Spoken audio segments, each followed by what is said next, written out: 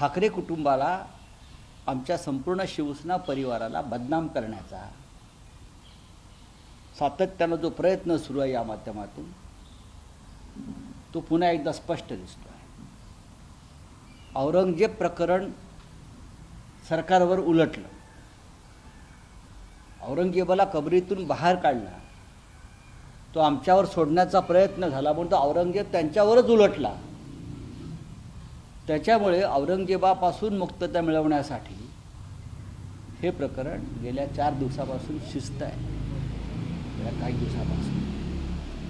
आणि यामागे कोणाची प्रेरणा आहे, कोणाची शक्ती आहे आणि कोण पडद्यामागे हालचाली करत होतं याची सगळी माहिती आमच्याकडे आहे. अशाच प्रकारे राजकारण तुम्ही करणार असाल तर ते राजकारण तुम्हाला लखलाप ठरवं.